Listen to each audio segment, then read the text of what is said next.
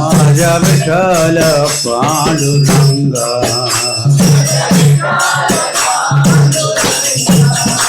जय विठ्ठल विठ्ठल विठ्ठला जय विठ्ठल विठ्ठल विठ्ठला जय विठ्ठल विठ्ठल विठ्ठला माझ्या विठ्ठल पांडुरंगा माझ्या विठ्ठल पांडुरंगा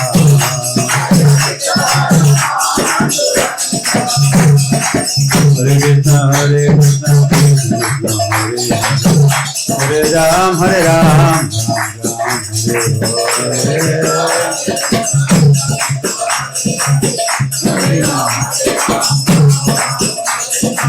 हरे कृष्ण कृष्ण कृष्ण हरे हरे हरे राम राम राम हरे हरे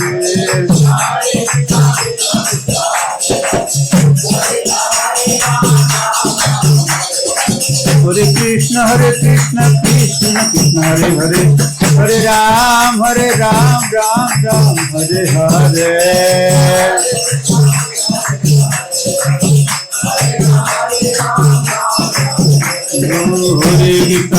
कृष्ण हरे राम राम हरे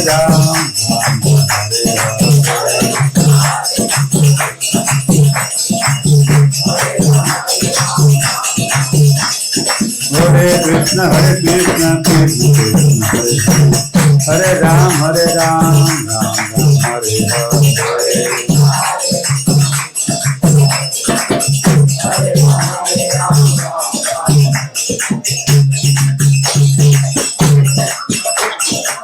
सुंदर ते ध्यान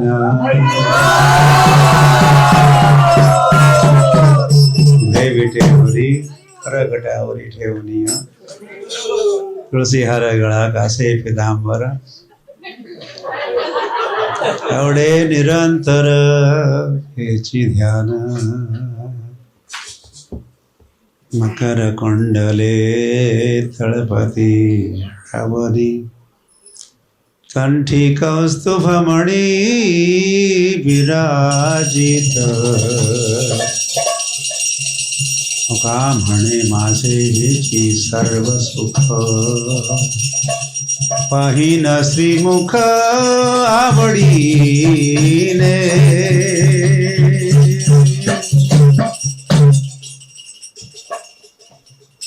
जय जय राम कृष्ण हरी जय जय राम कृष्ण हरी जय जय राम कृष्ण हरी जय जय राम कृष्ण हरि जय जय राम कृष्ण हरि जय जय राम कृष्ण हरि जय जय राम कृष्ण हरि जय जय राम कृष्ण हरि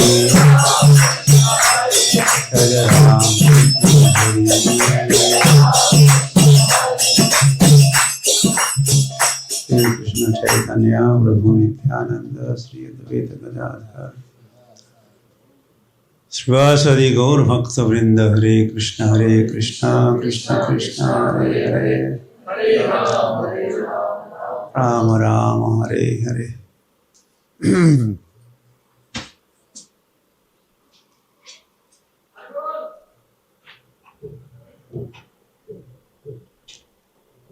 इतनी लाइट ठीक है? We need more light or?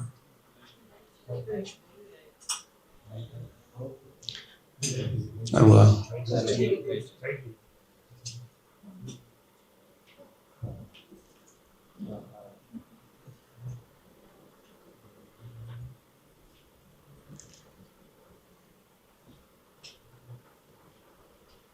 हरे कृष्णा।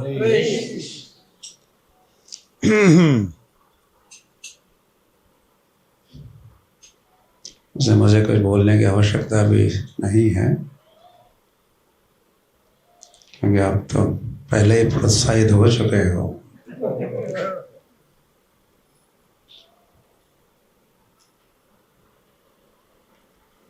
और आपका उत्साह देके मैं उत्साहित हो रहा हूँ।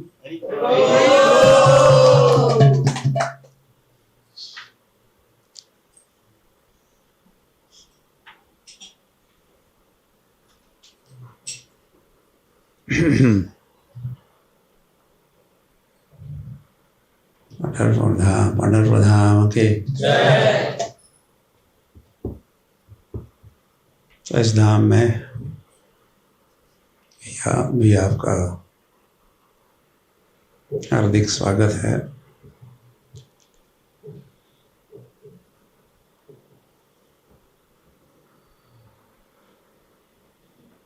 वैसे जब हम फाइनली लौट जाते हैं धाम, भगवत धाम, तो वह तो स्वयं भगवान ही स्वागत करते हैं और भक्त भी स्वागत करते हैं। भक्त भी होते ही वहाँ।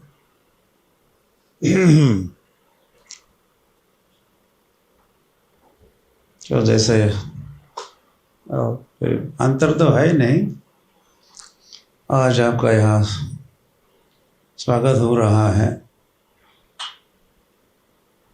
मैं स्वागत कर रहा हूँ। वैसे ही एक दिन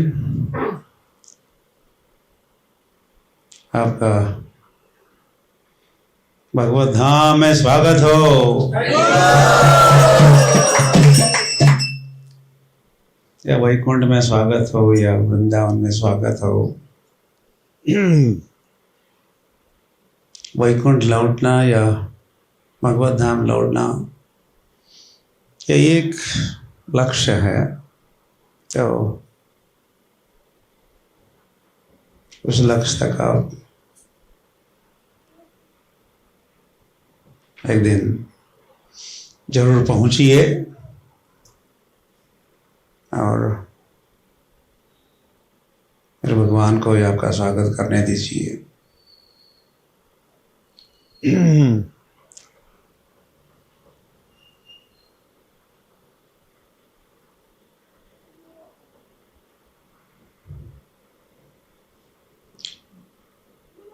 और जो भगवान, एक ही भगवान है। कृष्ण कन्हैया लाल की जय। जो मथुरा में जन्मे और जन्मा होते हुए भी जन्म या जन्म लेते हैं और फिर रातों रात पे मथुरा से गोकुल धाम पहुंच जाते हैं। कृष्णा जिनका नाम है, गोकुल जिनका धाम है, ऐसे श्री भगवान को मेरे बारंबार प्रणाम है। तो फिर गोकुल में रहते भगवान, या गोकुल में रहते हैं कहो, या गोकुल से फिर अगर विस्तार से ये विस्तार में प्रवेश करना है तो गोकुल से भगवान शक्टावर जाते। छठी करा, आपने सुना? छठी करा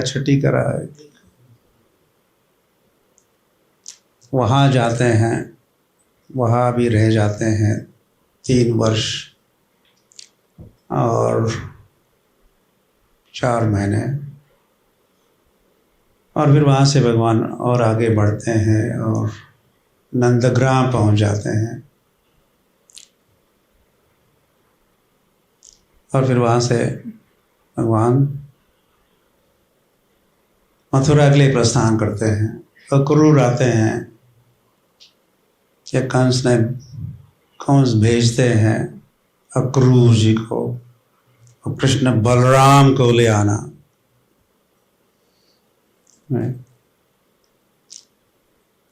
तो सोडोनिया गोपीना कृष्ण मथुरे सी गेला, मराठी में ऐसे अभंग भी है। सारे गोपियों को और ब्रजवासियों को वृंदावन में छोड़ के भगवान मथुरा के लिए प्रस्थान किए। तो भगवान वृंदावन में 10-11 वर्षों तक रहे। और वैसे वृंदावन पहुंचते ही मथुरा पहुंचते ही उनके लीला का प्रारंभ होता है कंस वध के साथ। मथुरा में कंस टीला भी है, कंस टीला नाम का स्थान है। उस टीले पर कुश्ती का जंगी मैदान का आयोजन कंस नहीं किया था, तो वह वहीं पर कृष्ण वध किए। और फिर कृष्ण वसुदेव और देवकी को और एक बार मिले थे जब जन्मे थे, जब कृष्ण कारागार में। तो जब जन्म हुआ तो कृष्ण से मिले ही थे बाल कृष्ण को। और वहाँ पर उन्होंने, ऐसा तो करना नहीं चाहिए था लेकिन ऐसा किया उन्होंने, माता पिता को प्रार्थना की। यशोदा तो प्रार्थना नहीं करती, नंद लेकिन वसुदेव देवकी ने प्रार्थना की थी। तो उस वक्त मिलन हुआ था, कुछ घंटों के लिए ही वो मिलन रहा। फिर वहाँ से कृष्ण वसुदेव लेके गए, बालक को गोकुल में पहुँचाए। तो अब वे पुनः मथुरा में कंस का जब वध हुआ तो वसुदेव और देवकी को वहीं पर मिले।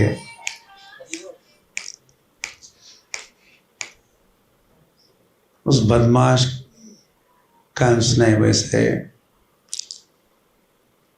असंख्य लोगों के समुदाय के मध्य में वसुदेव और देवकी को भी लाके बिठाया था।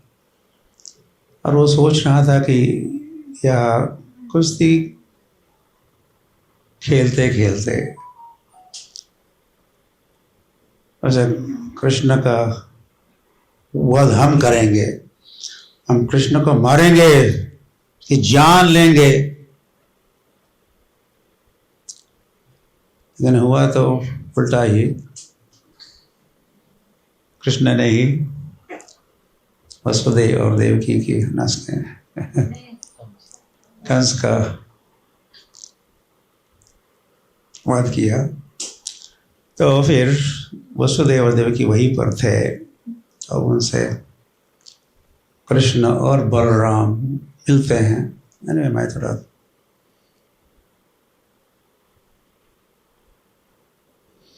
अरे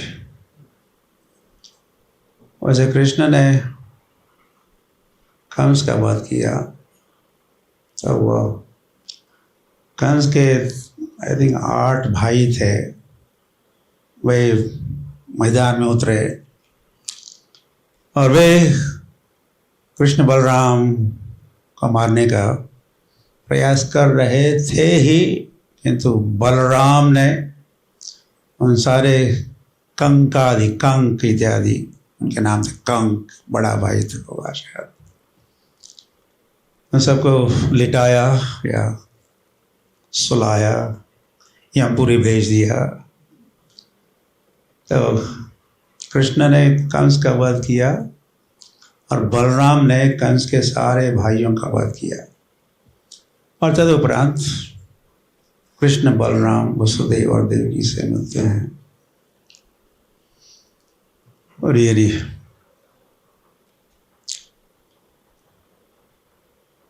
फिर वहाँ से अब तक कृष्ण बलराम की कोई पढ़ाई अध्ययन नहीं हुआ था, बस और गाय चराया करते थे उसी में व्यस्त रहे वे, या व्यस्त रखे कृष्ण और बलराम को। पढ़ाई के लिए समय ही ऐसा होता है। जैसे गाँव में किसान और नंद महाराज भी एक किसान ही थे, या वैश्य समाज के एक सदस्य थे। उनकी 9 लाख गाय थी, तो उनके गोचारण की सेवा कृष्ण बलराम की रही। गाँव में भी, मैं भी जब गाँव में था तो उनको भेजते थे, गायों और भैंसों, और कुछ बकरियां भी थी हमारे घर में जहाँ आप जाने वाले हो ये सेवा तो हमको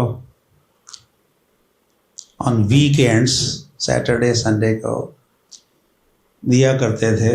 लेकिन वैसे कई सारे पेरेंट्स, उसमें थोड़ा सुधार हो रहा है, लेकिन ऐसा एक समय था कि अधिकतर बच्चे बस पढ़ाई से करवाते ही नहीं पेरेंट्स, उनको जस्ट कृषि गोरक्ष वाणिज्य जो वैश्यों का धर्म है उसे में लगाया करते थे अपने बच्चों को। तो वैसे ही नंद महाराज भी कृष्ण और बलराम को गाय की सेवा में लगाए थे। तो पढ़ाई कहाँ, पढ़ाई हुई ही नहीं। तो जब वे मथुरा आते हैं तो वसुदेव और देवकी उनको पढ़ाई के लिए उज्जैन भेजते हैं। उस समय वो अवंतीपुर कहलाता था। उज्जैन पता है? उज्जैन सुने हो? तो वह सांदीपनि मुनि वहाँ के कुल गुरु थे। ब्रह्मचारी गुरुकुले वसंदन्तो गुरुहितम।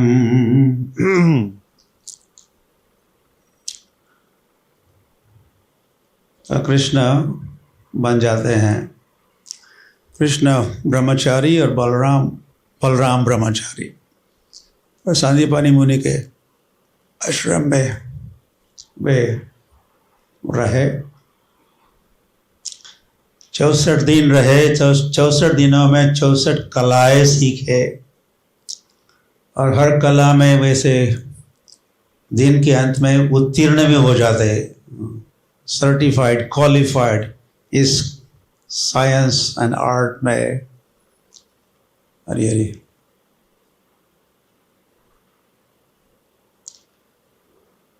कृष्ण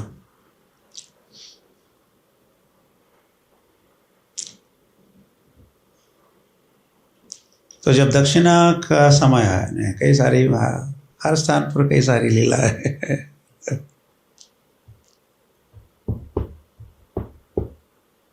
एक समय भेजे कृष्ण को, सुदामा भेजे, या हो सकता है सुदामा की धर्म पत्नी, गुरु पत्नी ने भी भेजा होगा। ए बच्चों, ए कृष्णा, और Sudama. Yes madam, no yes madam, yes mother.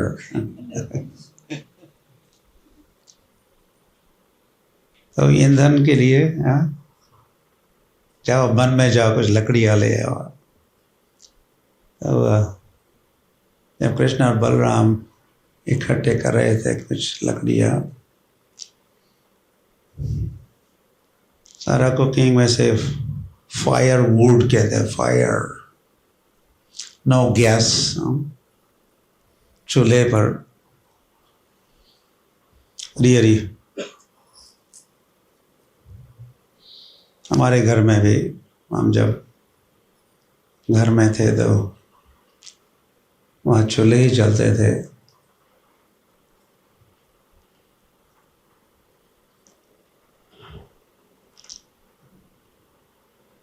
रियरी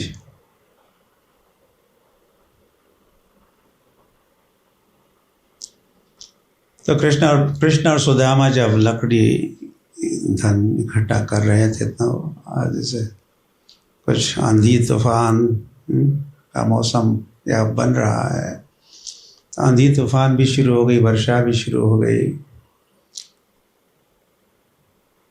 लेकिन लकड़ियाँ जितनी इकट्ठी करनी चाहिए थी उतनी पूरी पर्याप्त नहीं इकट्ठी की थी। तो कृष्ण और सुदामा इकट्ठा करते रहे अधिक अधिक लकड़ी, अधिक फायरवुड। ये करते करते फिर आंधी तूफान और वर्षा भी हुई, रात भी हुई, और कृष्ण और बलराम जा नहीं पाए और आश्रम लौट नहीं पाए। तो पूरे रात कृष्ण और सुदामा वन में ही रहे। एक तो वह कृष्ण कितने ड्यूटीफुल थे, अपने कर्तव्य को कैसे निभाया उन्होंने, उसको निभाने के लिए जो भी दिक्कतें या उलझने थी, चुनौतियाँ थी, उनको कैसे उन्होंने फेस किया या सामना किया, ये भी दर्शाया है भगवान ने। तो वह तो सांदीपनि मुनि पूरी रात भर चिंता में थे, कहाँ है कृष्णा, कहाँ है सुदामा। ये फ्रेंड्स, कृष्णा और सुदामा की जोड़ी वैसे उस समय से ये मित्र। फिर नेक्स्ट डे वैसे बड़े तड़के प्रातःकाल में ही सुदामा आ जाते हैं, और सुदामा सांदीपनि मुनि कृष्णा सुदामा पूछते हुए आ जाते हैं। तो अंततः मिलन हुआ शिष्यों का, दो शिष्यों का और सांदीपनि मुनि का। तो उन्होंने गले लगाया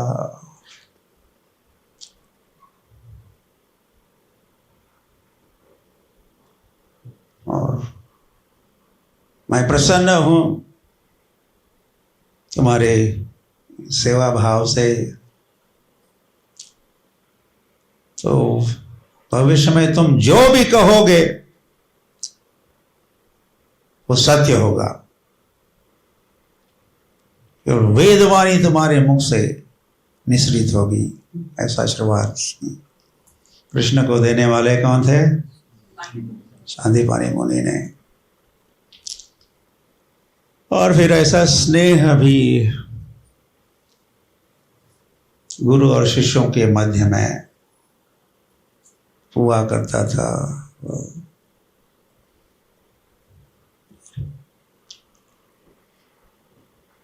तो वहाँ से ये लौटते हैं, कृष्ण बलराम पुनः मथुरा लौटते हैं और फिर रहते हैं 18 वर्ष मथुरा में रहते हैं कृष्ण।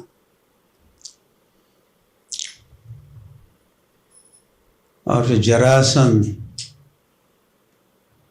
आ जाता है बहुत बड़ी सेना के साथ। पता है कितनी बड़ी सेना थी? 23 अक्षौहिणी सेना के साथ वो वह आया करता था या जरासंध।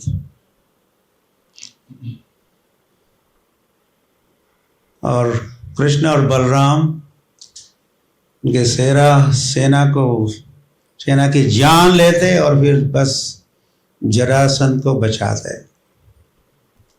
तो बचा हुआ जरासंध देखता है I am the only one, मैं अकेला ही जीवित हूँ, बचा हो। तो उन्हें अपने राजधानी लौटता, पुनः इकट्ठी करता बहुत बड़ी सेना को और पुनः लेके आता और पुनः कृष्ण और बलराम की सेना का वध करते, बचाते किसको? जरासंध को बचाते। और ऐसे ये हुआ 17 बार हुआ। बहुत बड़ी सेना लेके ये आहुति चढ़ाता था। स्वाहा, केसक्षोहिणी डिवीजन सेना, स्वाहा स्वाहा स्वाहा। और ये करके ऐसे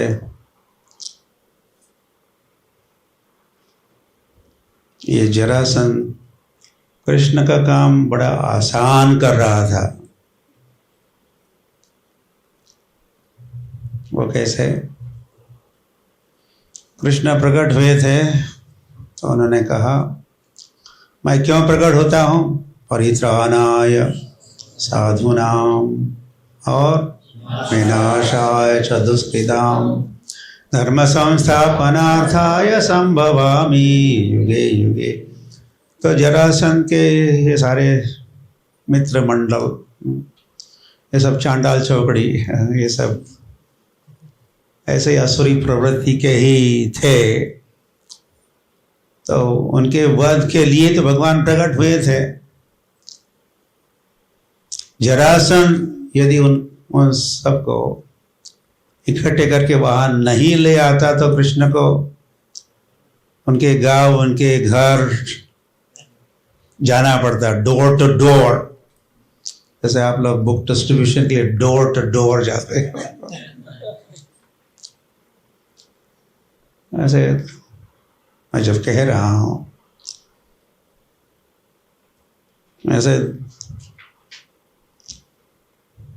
वैसे डोर टू डोर वैसे भगवान भी तो जाते ही है, क्योंकि बुक्स क्या है? बुक्स क्या है? बुक्स भी भगवान है, गीता भगवान है। तो आप बुक डिस्ट्रीब्यूटर अगर डोर टू डोर जाते हो तो वह भगवान को ही लेके जाते हो, ताकि फिर वहाँ के कोई आसुरी प्रवृत्ति वाले जन है उस आसुरी प्रवृत्ति का विनाश होता हुआ। तो जरासंध काम आसान कर रहा था। यह भगवान का काम वैसे रिटेल नहीं, होलसेल हो रहा था, होलसेल।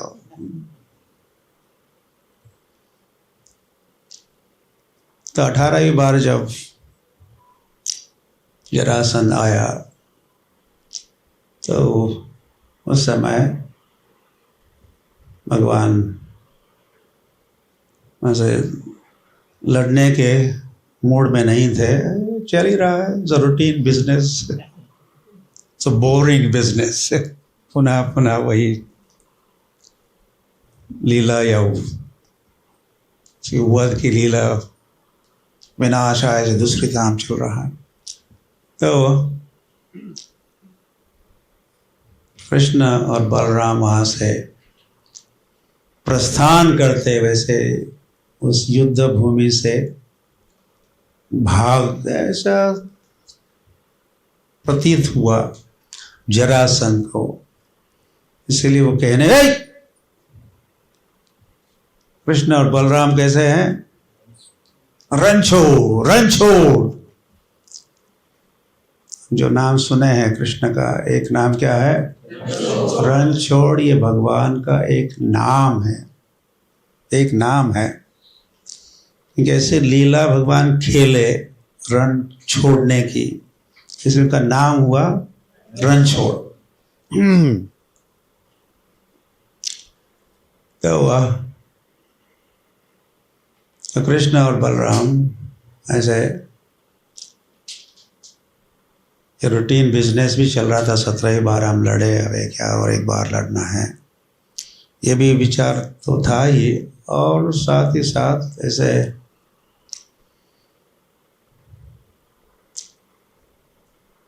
मथुरा वासियों को भगवान ने द्वारका पहुंचाया था। सब द्वारका में या भगवान पहुंचाए थे, तो वे सभी प्रतीक्षा कर रहे थे कब आते हैं कृष्ण बलराम, क्यों नहीं आ रहा कृष्ण बलराम। को तो भेज दिया या पहुंचा दिया, लेकिन कृष्ण बलराम कहाँ है, कृष्ण बलराम कहाँ है। तो एक दूसरों की याद कर रहे थे। कृष्ण बलराम भी सारे एक समय के मथुरा वासी यादव, हरि हरि बोल, वे द्वारका में है और उनके प्राणों से भी अधिक प्रिय कृष्ण बलराम मथुरा में है। तो और साथ ही साथ there's another reason, से रुक्मिणी मैया के, रुक्मिणी का जन्म तो बहुत पहले हो चुका था महाराष्ट्र में।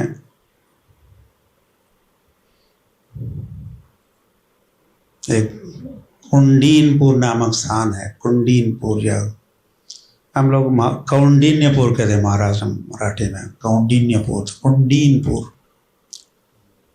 ये नागपुर से कुछ ही दूरी पर है। यह वर्धा नाम सुने, वर्धा वर्धा वर्धा, अमरावती नाम सुने हो, नाम तो सुने हो। तो exactly between Wardha town and Amravati के बीच में ये कौंडिन्यपुर आता है। बेसिकली महाराष्ट्र का एक तीर्थ स्थान है जहाँ रुक्मिणी ने जन्म लिया, रुक्मिणी का जन्म स्थान है। इस बात को भी आप इतने दूर आए हो या महाराष्ट्र आए हो तो इसको भी नोट करो। ऐसे कई लोग, गुजरात के लोग कहते हैं कृष्णा इज गुजराती। क्या कहते हैं?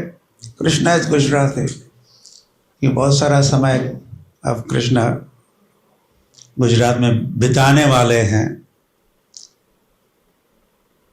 और रणछोड़ बन रहे हैं। रणछोड़ के वे पहुंच जाते हैं द्वारका धाम के, और वहाँ तो जरासंध गए रणछोड़ रणछोड़ रणछोड़ ऐसे। लेकिन जब ये रणछोड़ जब द्वारका पहुंचे तो वह द्वारका वासियों ने उनका स्वागत किया। रणछोड़ राय के जय रणछोड़, जय रणछोड़, जय रणछोड़, जय जय रणछोड़। तो वह फिर भगवान बाहर रहते रहे। वैसे अधिकतर समय भगवान का इस धरातल पर जो 125 वर्ष रहे, इसमें से अधिकतर समय उन्होंने द्वारका में ही बिताया। वृंदावन में 11 वर्ष, मथुरा में कितने वर्ष? 18 वर्ष। तो बचे हुए वर्ष तो वे द्वारका में ही, कम से कम द्वारका को बेस बना के, द्वारका से कई स्थानों पर उनका आना जाना होता है। तो इसमें तो जैसे गुजरात के लोग कहते हैं कि कृष्णा इज क्या गुजराती, तो महाराष्ट्र के लोग भी ज़्यादा नहीं, लेकिन ऐसे कहना चाहिए उनको, रुक्मिणी इज महाराष्ट्रियन, रुक्मिणी महाराष्ट्रियन, रुक्मिणी इज महाराष्ट्रियन। ये रुक्मिणी का जन्म महाराष्ट्र में ही हुआ। तो द्वारका में से पहुंचकर फिर भगवान बाद थोड़े ही समय के लिए थे, तो अपने खुद के विवाह के पहले, कृष्ण का तभी विवाह हो सकता था जब बलराम का विवाह, यदि बड़े भाई है, दाऊजी है, दादा है, तो वैसे बलराम का रेवती के साथ विवाह होता है और फिर कृष्ण के विवाह का मार्ग खुल जाता है।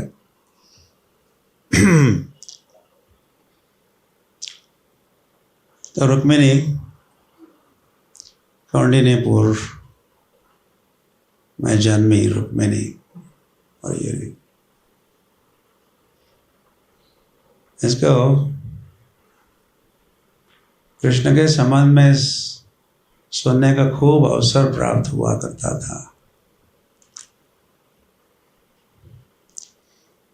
और स्थानों से भी और द्वारका से भी आए हुए ऋषिज और मुनीज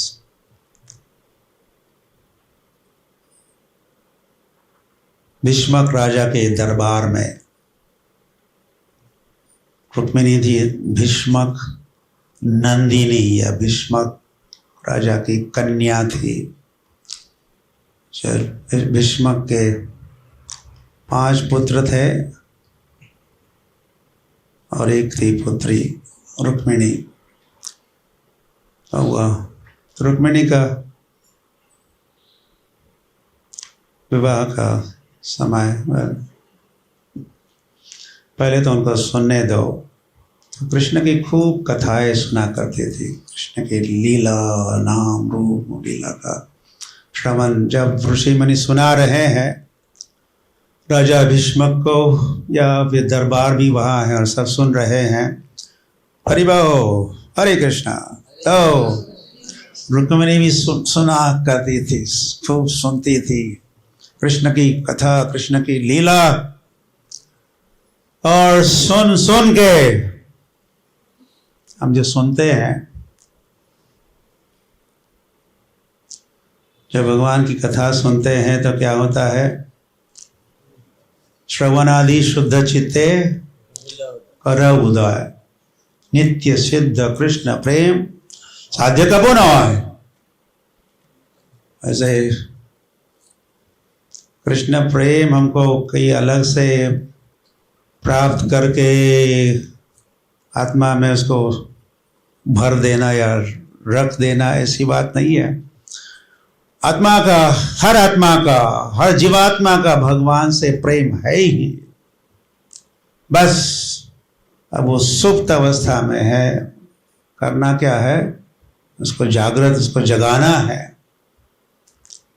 ये जागृति, ये जगाना कैसे संभव होता है, श्रवणादि शुद्ध चित्ते कर उदय।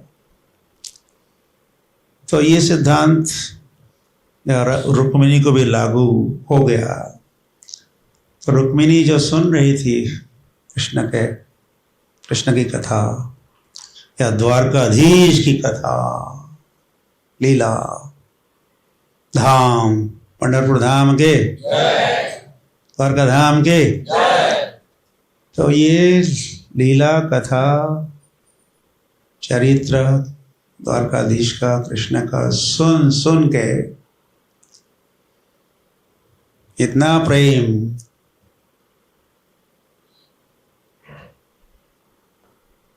उत्पन्न हुआ, उसके हृदय प्रांगण में उमड़ रहा था।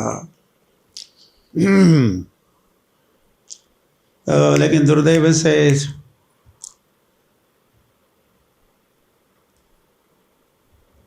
रुक्मिणी का जो बड़ा भाई था, रुक्मी उसका नाम था, रुक्मिणी के बड़े भाई का नाम क्या था, रुक्मी। ये चाहता था नहीं, मेरे बहन का विवाह शिशुपाल के साथ होना चाहिए।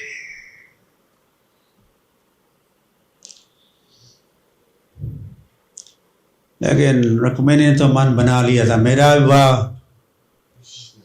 केवल और केवल कृष्ण के साथ ही होगा। तो वैसे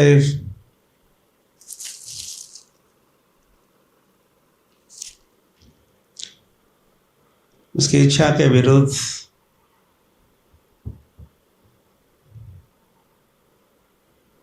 विरोध में कहो, विवाह तय हो, शिशुपाल के साथ विवाह होगा, मुहूर्त,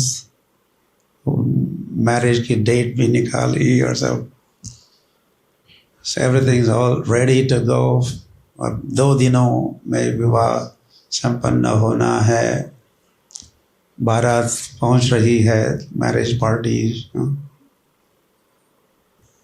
तो रुक्मिणी भगवान को एक पत्र लिखती है लव लेटर, प्रेम पत्र।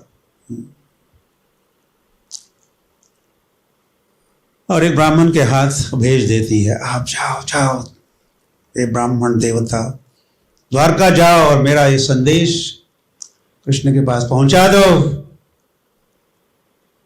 तो जैसे ही कृष्ण ने उस संदेश को सुना, पढ़ा, तो कृष्ण वॉज रेडी। कृष्ण भी कह रहे थे कि मैंने भी अपना मन बना लिया था, वे भी सुना करते थे। तो द्वारकाधीश की लीला कथा कौंडिन्यपुर में रुक्मिणी सुन रही थी। तो वही ऋषि मुनि कौंडिन्यपुर से जब द्वारका पहुंचते तो वहाँ के दरबार में रुक्मिणी की लीला कथा का श्रवण कीर्तन हो रहा ही था। तो कृष्ण ने कहा कि मैंने मन बना लिया है, मेरा विवाह होगा तो रुक्मिणी के साथ ही होगा। या वहां से शुरुआत होगी, वहां मैं रुकने वाला नहीं हूँ। और भी 16,107 विवाह और करूंगा, लेकिन पहला विवाह तो रुक्मिणी के साथ होगा।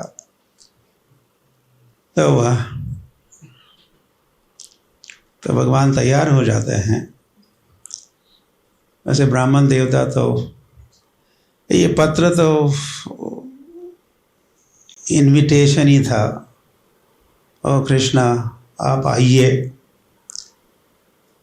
और मुझे यहाँ से ले जाइए, और फिर आगे विवाह होगा। तो कृष्ण आते हैं और रुक्मिणी हरण हो जाता है। मैंने तो कहा कि रुक्मिणी हरण हो जाता है, मैंने तो 3 सेकंड में ये बात कही, किंतु सुखदेव गोस्वामी इस लीला कथा को, रुक्मिणी हरण लीला को 3 अध्यायों में सुनाए हैं। उसे श्रीमद् भागवत के 10वें स्कंद के 90 अध्यायों में से 3 अध्याय तो केवल रुक्मिणी हरण लीला को डेडिकेट किए गए या समर्पित किए गए। तो द्वारका पहुंचने पर वह शुभ विवाह संपन्न हो जाता है। रुक्मिणी द्वारकाधीश की। फिर धीरे धीरे और भी विवाह हो जाते हैं। और फिर एक समय की बात है,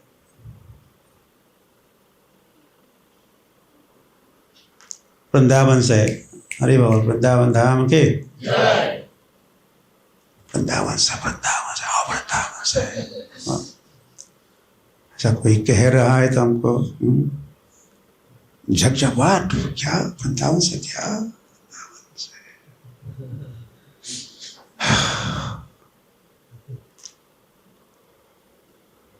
ऐसे हर क्षण हमें उत्कंठित होना चाहिए, उत्साहित होना चाहिए।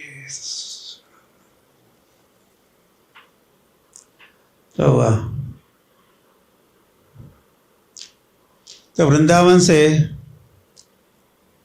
गोपिया हेडेड बाय राधा रानी वहाँ द्वारका के पास पहुंच जाती है। वह एक स्थान है गोपी तालाब करके, गोपी तालाब द्वारका के पास। वह कृष्ण इन गोपियों के साथ, राधा के साथ, उनके मध्य में चल रहा है, और अंग संग और सब प्रेम के व्यापार चल रहे हैं। तो वैसे जहाँ द्वारकाधीश अब द्वारकाधीश नहीं रहे, वे वृंदावन के कृष्ण बन गए हैं, और गोपियों के साथ मधुर लीलाओं का खेल कर रहे हैं। तो ये जो खेल या लीला जहाँ संपन्न हुई उसको गोपी तालाब कहते हैं, मैंने कहा ही। तो उस गोपी तालाब की जो रज है, धूली है, उसी से बन जाती है। बनाना तो नहीं पड़ता है। क्या बन जाती है?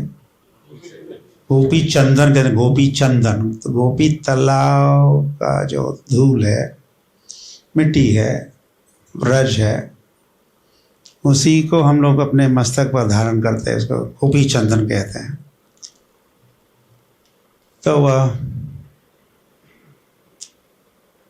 तो रुक्मिणी ऐसे और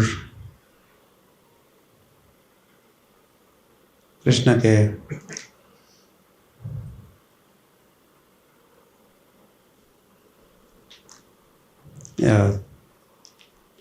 उन्होंने भी देखा होगा, लेकिन स्पेशली रुक्मिणी को ये बात बिल्कुल पसंद नहीं आती है।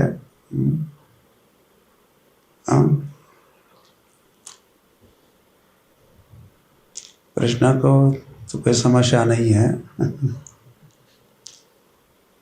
कि कृष्ण वैसे वृंदावन में जो गोपियों के साथ व्यवहार होता है, इसको परकीय भाव का, परकीय भाव, परकीय भावे जहा ब्रजेते प्रचार, परकीय भाव, औरों की स्त्रियों के साथ भगवान, तथा कथित औरों की स्त्रियों के साथ। वैसे कृष्ण के लिए कोई परकीय तो कोई नहीं है, कृष्ण के लिए सभी स्वकीय ही है। लेकिन लीला, प्रकट लीला में ये ऐसा दर्शाया है, ऐसी व्यवस्था की है, इन गोपियों के विवाह औरों के साथ होते और पुरुषों के साथ। लेकिन वैसे गोपियाँ तो कृष्ण के ही वल्लभा या रानिया, स्त्रिया है। तो उस लीला का वृंदावन में ठीक था, परकीय भाव। लेकिन अब तो यह भगवान वो परकीय भाव का प्रदर्शन द्वारका के बगल में, आउटस्कर्ट्स ऑफ द्वारका कर रहे हैं। तो वह तो खूब टीका टिप्पणी शुरू हो जाती है। स्पेशली रुक्मिणी को ये बात बिल्कुल पसंद नहीं आई है।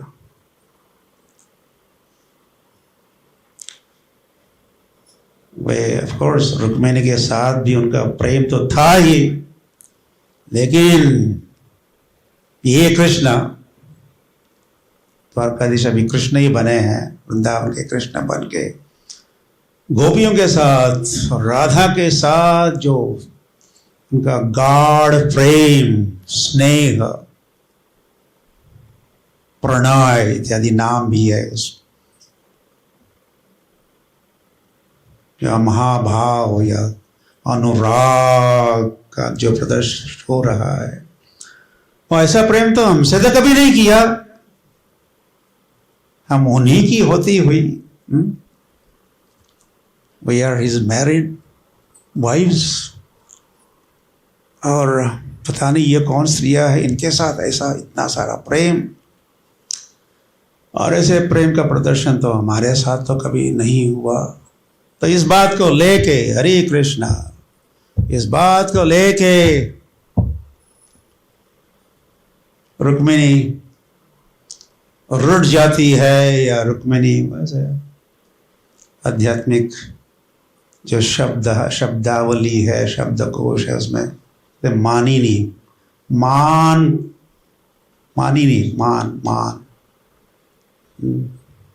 एक प्रकार का प्राइड, और उसी के साथ जो कुछ क्रोध भी है, उसका प्रदर्शन होता है। रुठ जाती है, थोड़े में रुठ जाती है। ये तो चलता ही रहता है वैसे। पति पत्नी के बीच में पत्नी का रूठ जाना, शायद पति ज़्यादा रूठते नहीं होंगे तो पत्नियाँ तो इसलिए प्रसिद्ध है।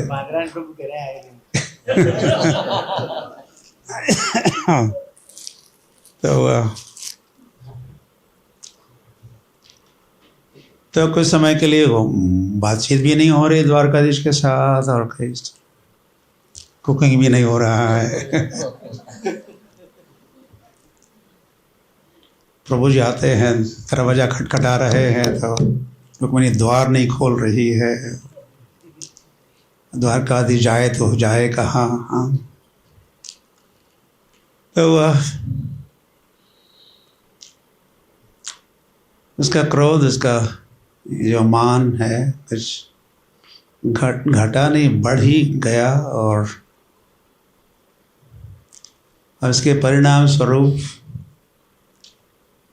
उसने द्वारका को छोड़ दिया, द्वारका से वो निकल पड़ी। हमें इनसे कुछ लेना देना नहीं है।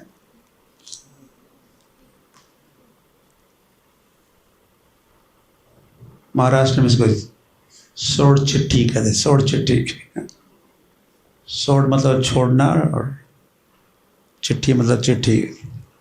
उसने कुछ चिट्ठी लिखी तो नहीं थी, मैं आपको छोड़ रही हूँ, लेकिन वो समझ गई सम काइंड ऑफ डाइवोर्स या ऐसा प्रिलिमिनरी कुछ ऐसे लक्षण। तो ये रुक्मिणी घर को, महल को, द्वारका को, और फिर गुजरात को भी छोड़ के कौंडिन्यपुर तो नहीं गई, अपने मायके तो नहीं गए, लेकिन होम स्टेट में तो आ गई। स्टेट मद्रास, होम टाउन नहीं गई, कौंडिन्यपुर नहीं गई, लेकिन महाराष्ट्र क्या है, होम स्टेट तो है। महाराष्ट्र में आई तो महाराष्ट्र में भ्रमण करते करते द्वारका से जितना वो दूर जा सकती थी, दूर जाना चाहती थी, तो दूर जाते जाते जाते वे रुक्मिणी इस चंद्रभागा के तट पर, उस पार, चंद्रभागा के उस पार दिंडीर वन, उसका नाम वन, वैसे एक समय का ये दंडकारण्य भी है। दंडकारण्य आप सुने कि नहीं? दंडकारण्य, वैसे एक समय का ये दंडकारण्य भी महाराष्ट्र, सेंट्रल इंडिया इत्यादि। और नासिक भी यहाँ से दूर नहीं, महाराष्ट्र में ही है, आप जानते हो। तो वह राम या भी रहे हैं इस वन में भी। तो ऐसी दंडक अरण्य का एक छोटा सा अरण्य या एक वन दिंडीर वन कहलाता था। तो उस दिंडीर वन में आके रुक्मिणी रह रही थी, अपने क्रोध का या मान का रुठ जाने का प्रदर्शन कर रही थी। तो फिर द्वारकाधीश को पता चला कि Rukmini is not at home, तो खोज रहे हैं। तो खोजते खोजते खोजते खोजते वे तो अपने रथ में विराजमान हो गए, सर्वत्र खोज रहे हैं। तो उनको रुक्मिणी दिंडीर वन में रुक्मिणी मिली उनको। वैसे वो स्थान it is exactly on the bank of Chandrabhaga के उस तट पर है। वहाँ एक मंदिर भी है, शायद आप नहीं गए होंगे या, लेकिन वो लखूबाई मंदिर, लखू मतलब रुक्मिणी। तो वह छोटा सा रथ का रथ भी है, छोटा सा। तो वह तो कृष्णा द्वारकाधीश रुक्मिणी को कुछ समझा बुझाने का प्रयास तो किए, लेकिन द फर्स्ट राउंड कुछ कुछ ही सफलता मिली।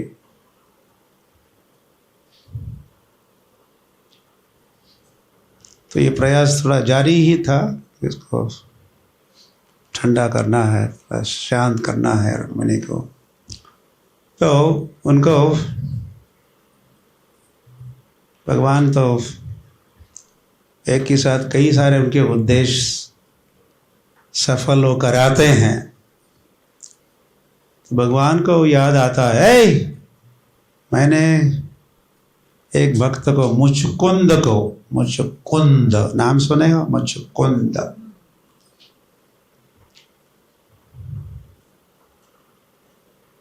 की गुफा या गुफा में विश्राम कर रहे थे मुचकुंद। और जब मैंने जरा लंबी कथा हो जाएगी तो मुचकुंद को भगवान वचन दिए थे कि मैं इन नेक्स्ट इनकारनेशन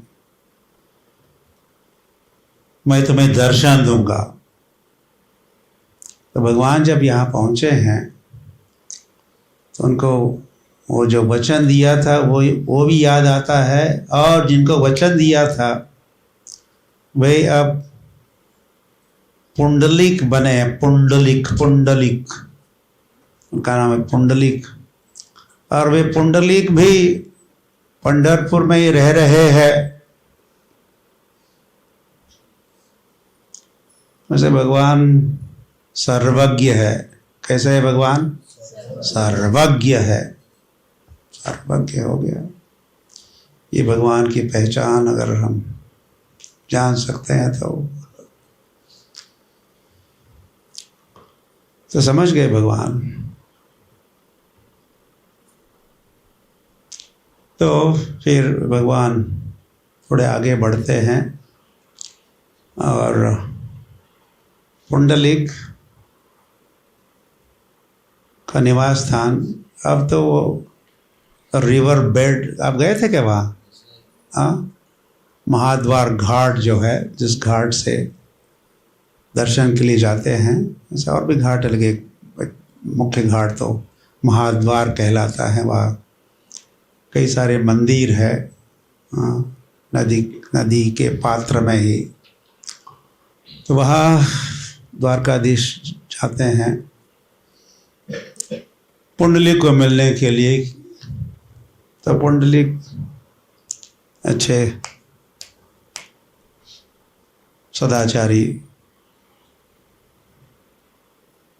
भक्त थे, कह दिया तो हो गया, फिर अलग से सदाचारी थे ऐसा कहने की आवश्यकता नहीं है। भक्त कैसा होता है? सदाचारी ही होता है। लेकिन उनके सदाचार में एक ऐसा भी वैशिष्ट्य रहा कि वे अपने वृद्ध माता पिता, संभावना है वैष्णव थे, वृद्ध माता पिता वैष्णव थे, तो उनकी सेवा में वो व्यस्त थे।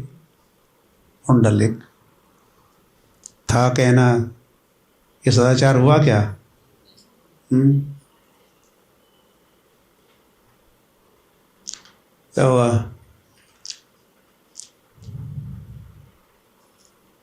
तो भगवान वहाँ पहुँच जाते हैं और पुंडलिक को पता चलता है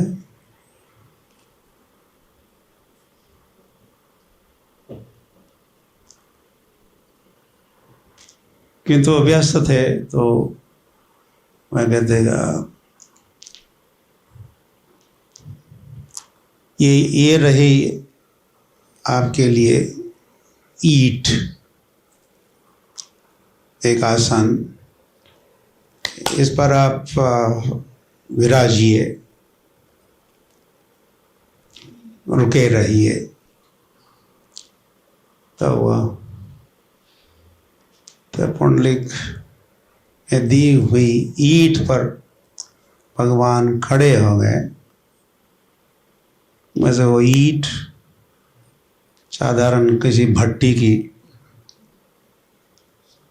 ब्रिक फैक्ट्री की ईंट नहीं थी। इंद्र को मिला था शाप, और इंद्र बने थे ईंट।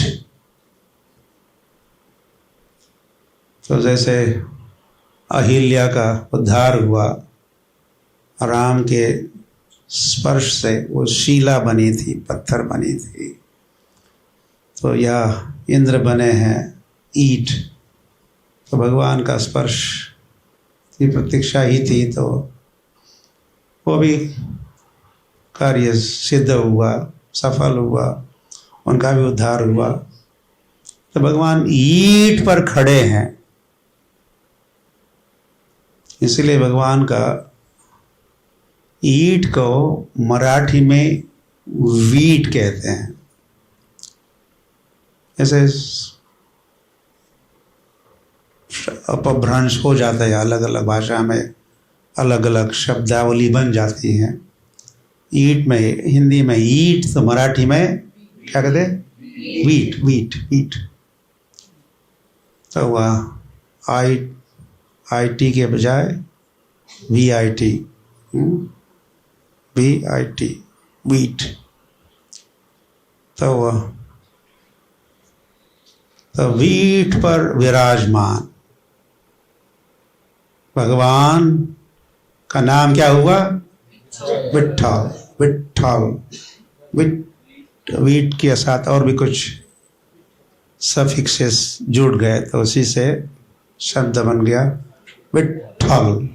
विट्ठल, वीट पर स्थित, स्थिर या विराजमान।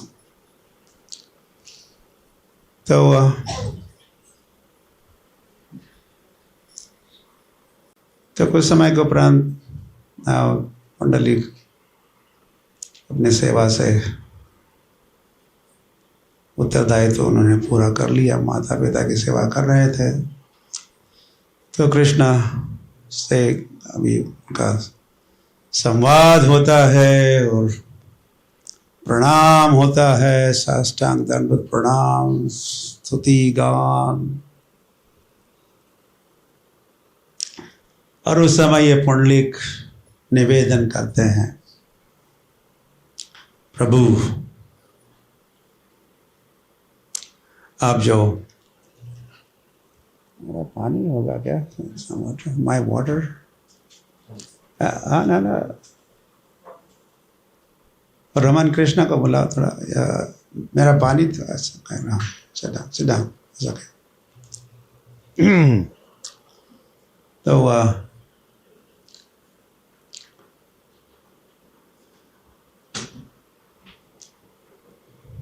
तो Pundalik, okay, back to Pundalik.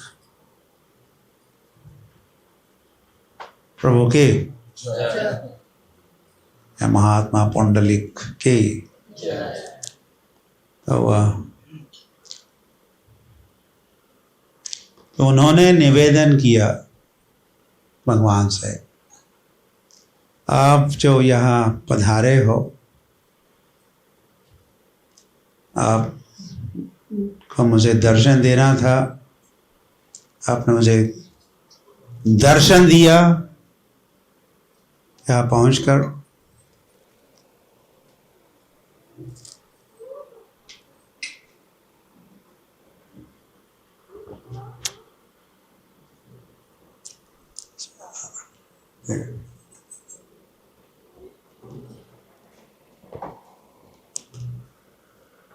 ये कुछ लंबा हो रहा है क्या आपके लिए?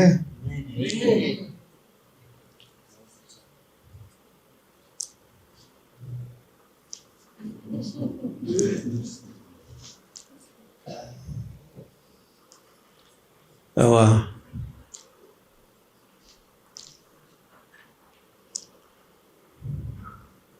आपने जो मुझे दर्शन दिया,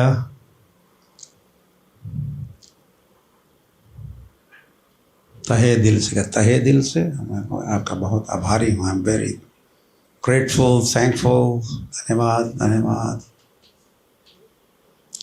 किंतु हे प्रभु, हे पांडुरंग, हे पांडुरंग, पांडुरंग, पांडुरंग, पांडुरंग, पांडुरंग।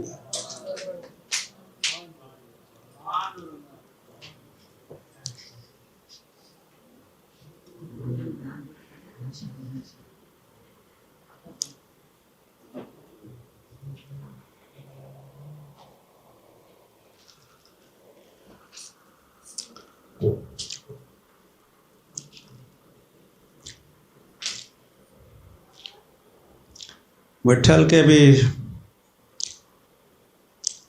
सहस्र नाम है। कितने नाम है? सहस्र नाम। जैसे विष्णु सहस्र नाम, जैसे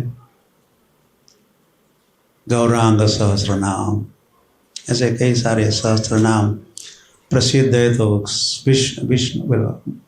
विठल सहस्र नाम भी है। तो उन अनेक नामों में से पांडुरंग भी एक विशेष नाम है, प्रमुख नाम है पांडुरंग। विठल को क्या कहते हैं? पांडुरंग। देखते हैं ये नाम पांडुरंग क्यों है। अगर अवसर मिलता है तो कभी बताएंगे आपको। तो यह पुंडलिक निवेदन कर रहे हैं। निवेदन ये है, सुनना चाहते हो?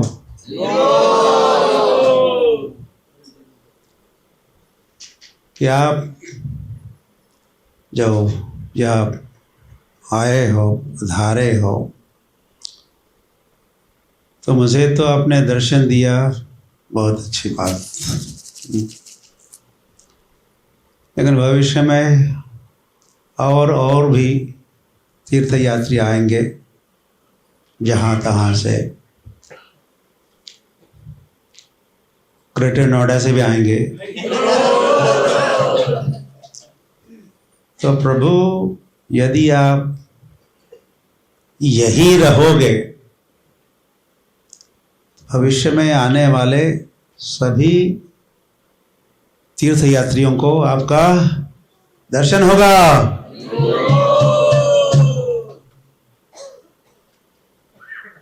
तो वह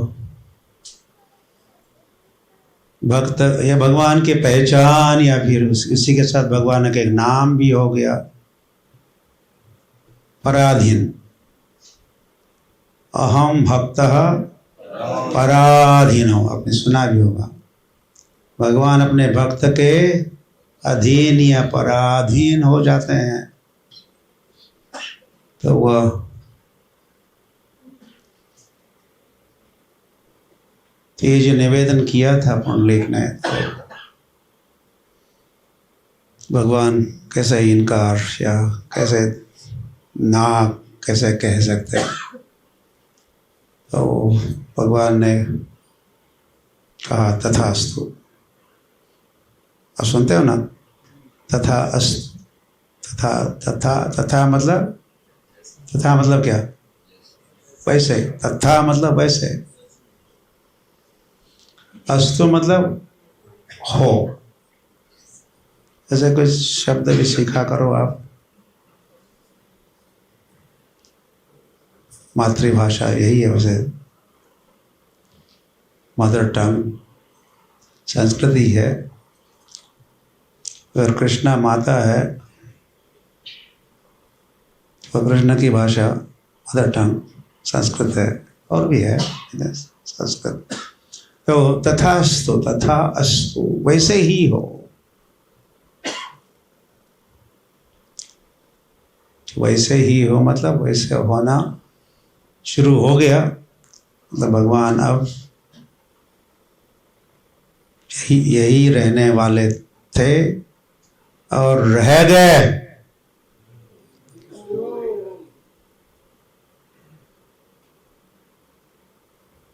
तो जो संभवामि युगे युगे कहते कहते और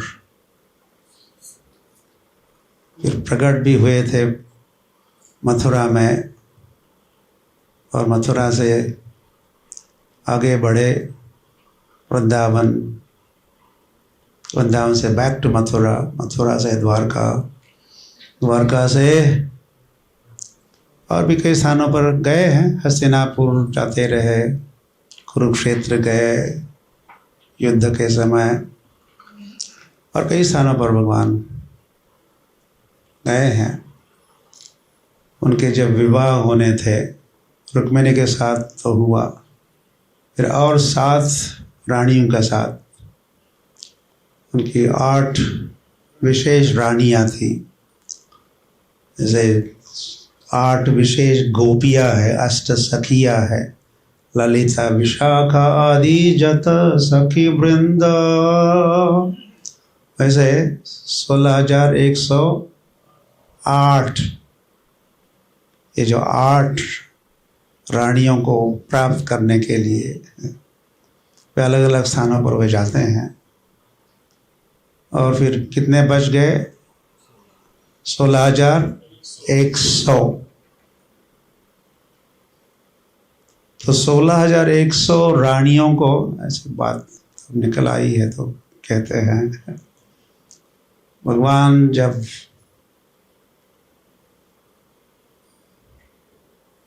रिजल्ट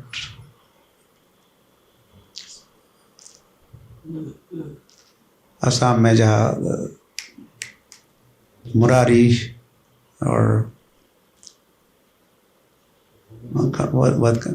क्या स्थान का नाम है, भाई हरिद्वार क्या आया था। तो वहाँ भगवान, क्योंकि वहाँ जो भौमासुर है, भौमासुर नाम सुने? भौमासुर ये भूमि का ही पुत्र है, भूमि का ही पुत्र है, लेकिन था असुर, इसलिए उसका नाम क्या हुआ? भौमासुर। भौमासुर का वध करने के लिए भगवान वहाँ पर गए, जो आसाम की, वो आसाम में ही है। वही देखते हैं, कोई सर्च हो रहा है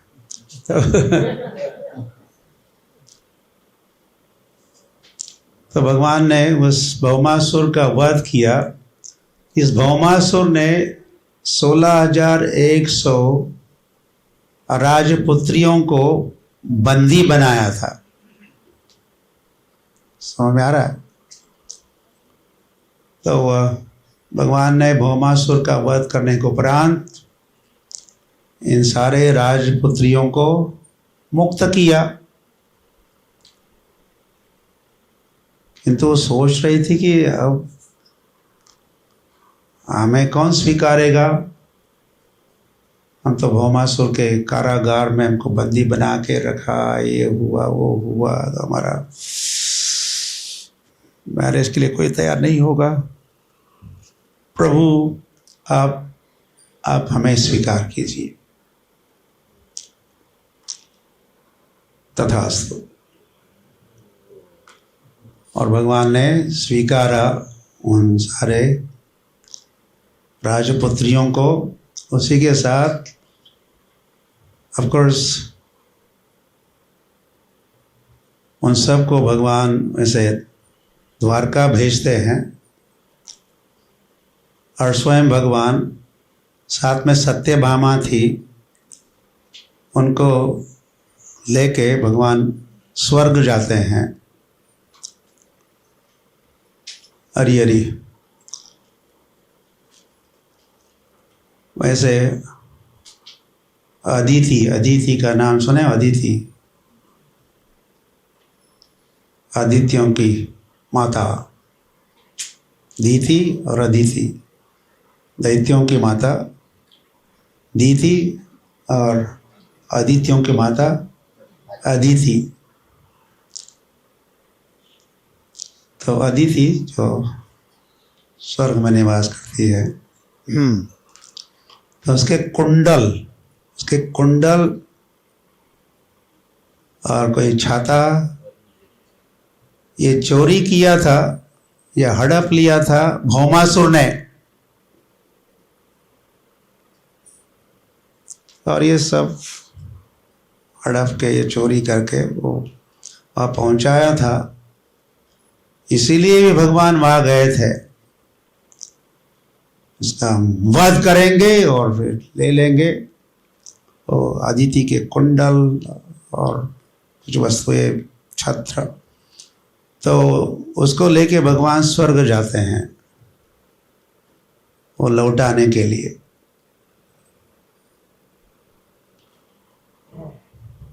लौटा तो दिए, थैंक यू, क्योंकि ऐसी सहायता देवता चाहते थे कृष्ण उनकी मदद करे, उनके खुद के बस का रोग नहीं था ये भौमासुर के साथ लड़ना और फिर उसको परास्त करके फिर पुनः वापस प्राप्त करना अपनी माता के कुंडल इत्यादि अलंकार। भगवान होम डिलीवरी कर देते हो कि ले लो अपने मैया के ये कुंडल ले लो। और फिर लौटते लौटते वैसे वहाँ के कौन से वृक्ष, पारिजात बहुत पसंद आया। जाम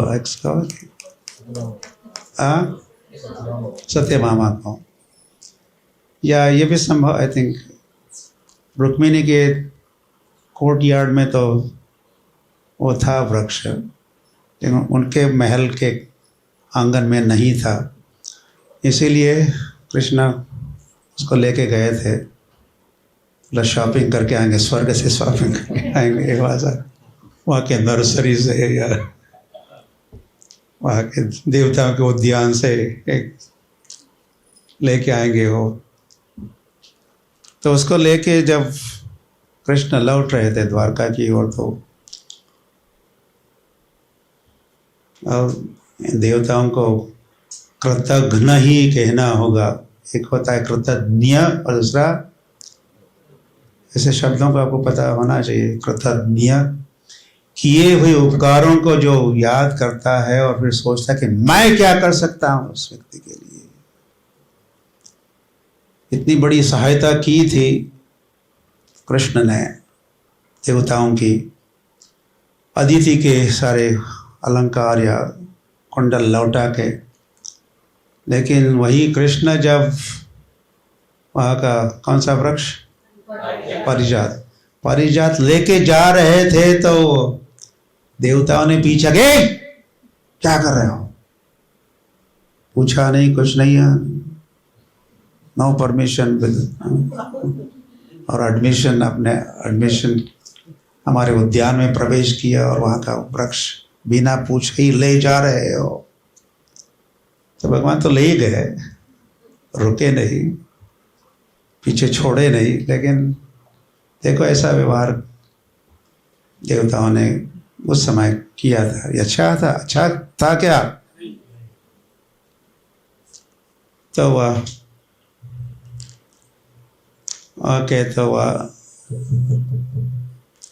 ये जो 16,100 राजपुत्रियाँ जब उनको पालकियों में वगैरह बिठा के द्वारका भेजा था, बहिष्मतीपुर या ना, प्रागज्योतिषपुर, ओके, आसाम का भौमासुर का जो स्थान था या राजधानी थी, उसका नाम क्या था?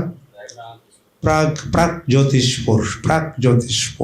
तो प्रागज्योतिषपुर से ये सारी राजपुत्रियाँ 16,000 और कितनी 100 और नहीं 8 तो अलग है, ये आपको नोट करना है। तो जब वहाँ पहुँच जाती हैं तो फिर उनके साथ भी भगवान विवाह करते हैं।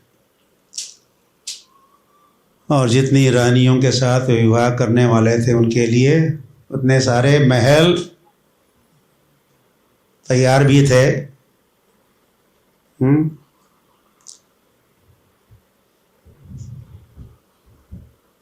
आजकल मैरिज होने के बाद फिर हाउस लोन ले रहा है या कमाई शुरू हो जाती है, सेविंग्स, फिर हाउस लोन भी, और फिर ढूंढ रहे कोई अपार्टमेंट हियर देयर, या मैं भी greater Kailash, not greater Kailash, greater Noida west में कोई प्रभुपाद विलेज बन रहा है तो वहाँ लेते कोई। लेकिन कृष्णा बिफोर द मैरिज सारे पैलेसेस तैयार है और भगवान का विवाह इस 16,100 राजपुत्रियों के साथ 16,100 महलों में हुआ है।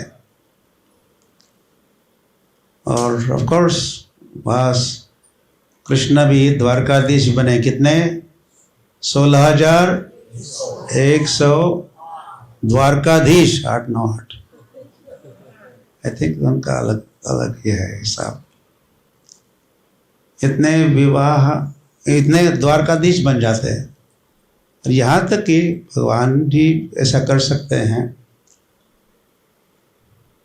वसुदेव और देवकी माता पिता का भी होना चाहिए विवाह में उपस्थित, तो 16,100 महलों में 16,000 वसुदेव और देवकी भी है। भगवान तो है ही, कोई बड़ी बात नहीं, लेकिन भगवान ऐसी व्यवस्था की है कि अपने पिता और माता को भी 16,100 महलों में उपस्थित कराया है।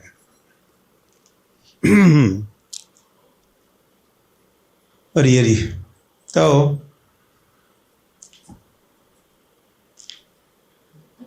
नोट करने की बात ये है, कई सारी बातें हैं, लेकिन मुख्य बात तो ये है कि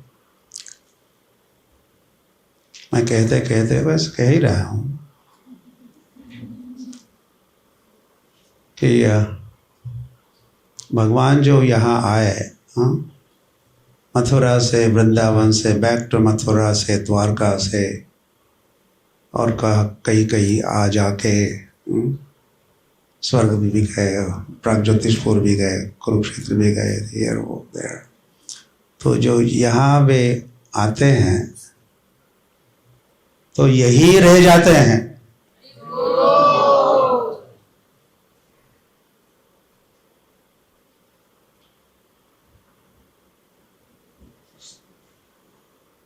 तो वो एक विग्रह, एक मूर्ति और विग्रह जो प्रकट हुए 5,252-53 ऐसे कुछ वर्ष पूर्व भगवान प्रकट हुए थे। आपने सुन भी तो लिया कि नहीं?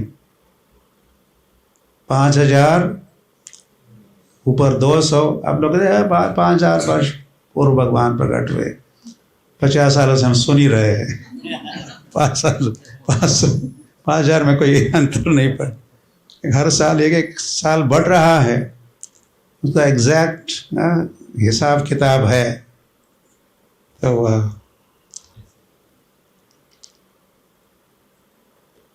तो भगवान जो प्रकट हुए थे और फिर यहाँ वहाँ आए गए, और फिर यहाँ जो आए तो यहाँ वे रह गए और रह ही रहे हैं। और वो रूप है, वो विग्रह है विठ्ठल भगवान की। Pandurang Pandurang Pandurang Pandurang Pandurang Pandurang Pandurang.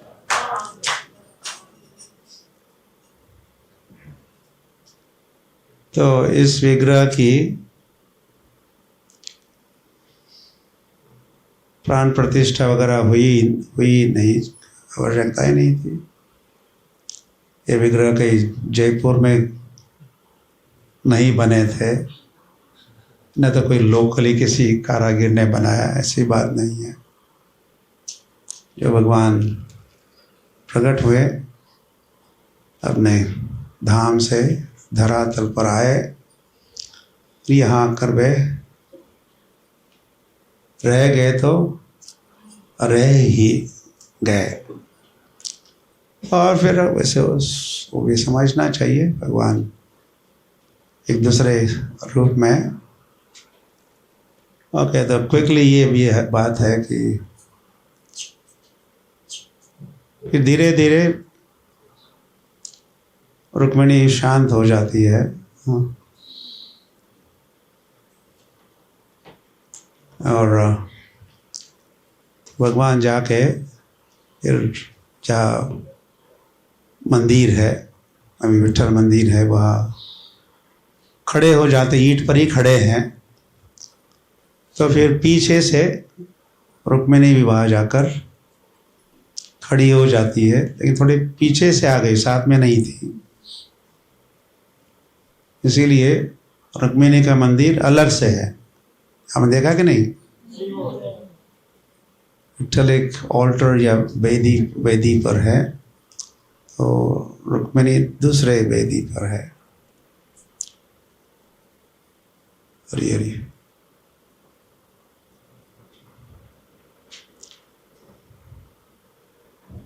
Yeah. What is next? Yeah, okay. All right, so मैं यही रहूँगा, आपको जाना है।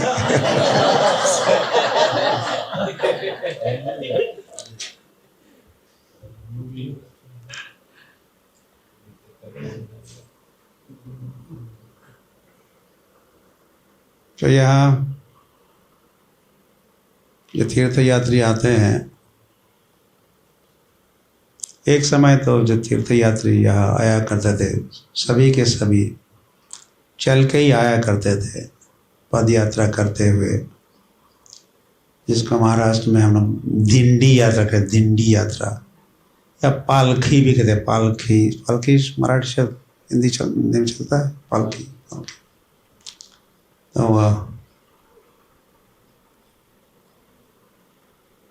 महाराष्ट्र के सभी गांवों से और भी राज्यों के गांवों से लोग आया करते थे, आते रहते हैं। तो हम जब बच्चे थे गांव में, तो मेरे पिताश्री भी चल के यहाँ आया करते थे। केवल 100 किलोमीटर दूर है, लेकिन यहाँ तो 500 किलोमीटर दूरी से भी आके, और यह ग्रुप में आते हैं, hundreds and thousands ग्रुप्स। 2 बड़े ग्रुप होते हैं वैसे, एक ज्ञानेश्वर महाराज का ग्रुप, नाम सुने वो ज्ञानेश्वर? तो उनकी समाधि है। देहू जा रहे हैं आप? देहू? नहीं जा रहे। तो तुकाराम महाराज का जन्म स्थान है देहू, पुणे के पास, और भी ज्ञानेश्वर का भी समाधि है। वहाँ से 2 मेन ग्रुप वैसे आते हैं। एक ग्रुप में 3 लाख, एक ग्रुप में 5 लाख लोग 18 दिनों तक चलते हैं। अब बिना भगवान का नाम लेके आगे बढ़ते नहीं।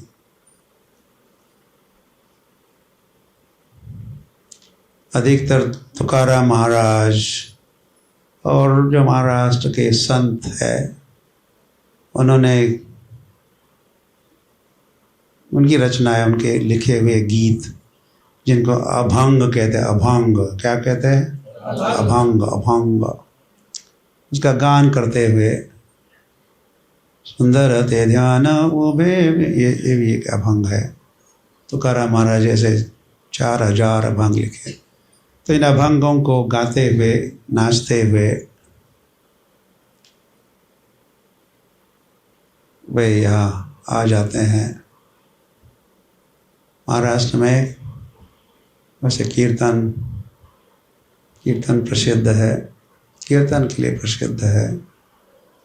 वैसे पंढरपुर भी नाद ब्रह्म कहलाता, नाद ब्रह्म। नाद मतलब भगवान का नाम, नाद।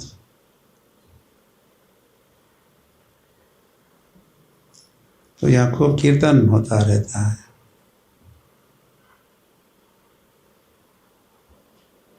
तो पंढरपुर आना चाहिए।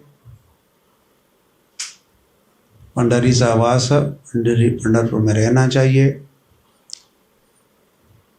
चंद्रभागा स्नान, चंद्रभागा नदी में स्नान करना चाहिए। और दर्शन विठ्ठल का दर्शन करना चाहिए और कीर्तन करना चाहिए। ऐसे 4 करणीय बातें ऐसी विधि है। कई संत इसको गाए हैं। तो आपने सभी कर लिया। धाम वास्तव हुआ, विठ्ठल दर्शन, यस। गंगा चंद्रभागा स्नान और फिर कीर्तन और फिर महाप्रसाद है। तो आपकी यात्रा सफल।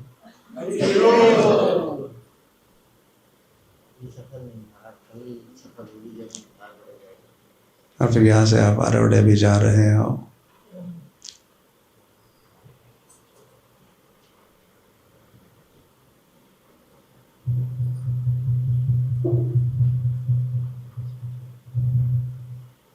तो आनंद आया, आ रहा है?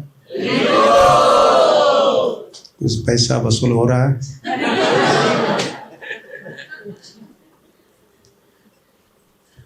तुम नहीं समझे। हाँ, तुम दक्षिण भारत के हो शायद।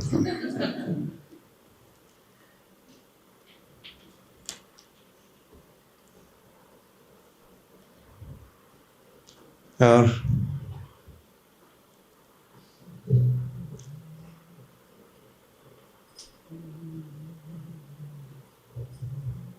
कंस्ट्रक्शन होगा, देखा वो विकुंठ का कंस्ट्रक्शन वगैरह? हाँ, दिखा सकते कोई परमात्मा या और कोई ऐसा बनने वाला है, देख रहे हैं ना? और भी कुछ और भी एडिशनल भी बनने वाला है। और वैसे सरकार, मोदी सरकार का हो या महाराष्ट्र सरकार, या कॉरिडोर का कार्य शुरू कर रही है। कॉरिडोर मतलब समझते हो? कुछ पुनर्निर्माण या विकास, उद्धार। जैसे वाराणसी का हमने सुना, मोदी ने खूब इंटरेस्ट लेके। उज्जैन में भी हुआ है कॉरिडोर, अभी वृंदावन में भी, बांके बिहारी एंड खूब हो रहा है। तो वैसे ही वाराणसी और उज्जैन और वृंदावन के बाद अब पंढरपुर की बारी है। तो सरकार या आने वाले 2.5-3 वर्षों में 4000 करोड़ रुपए खर्च करने वाली है। हमने जैसा घाट बनाया है और भी वो घाट बनाना चाहते हैं। कई सारी स्काई वॉक्स एंड क्रॉस करने के लिए कई सारे ब्रिजेस पर, जैसे अभी ऋषिकेश में भी क्या है, हाँ, झूला झूला, ऐसे भी कुछ तुकाराम झूला बनेगा, ये होने से। और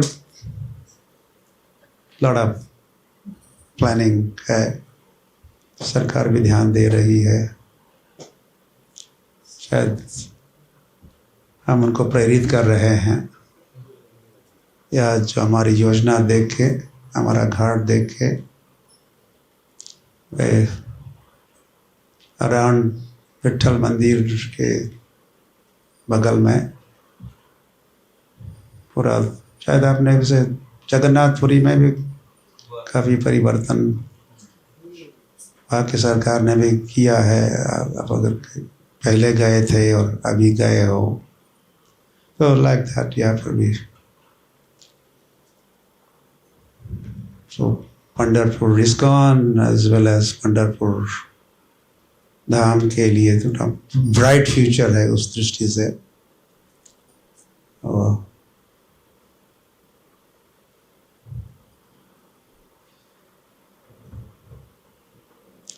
उसी प्रकार फिर ग्रेटर नोएडा में भी कुछ वही थोड़ा प्रकाश डालो, ब्राइट स्थापना करो इस्कॉन मंदिर, इस्कॉन कांग्रेगेशन इत्यादि इत्यादि। वैसे आपके फेस्टिवल्स वगैरह बहुत बड़े और बढ़िया हो ही रहे हैं, और भी गतिविधियाँ बढ़ रही हैं। तो आगे बढ़ो है और प्रेमानंद है।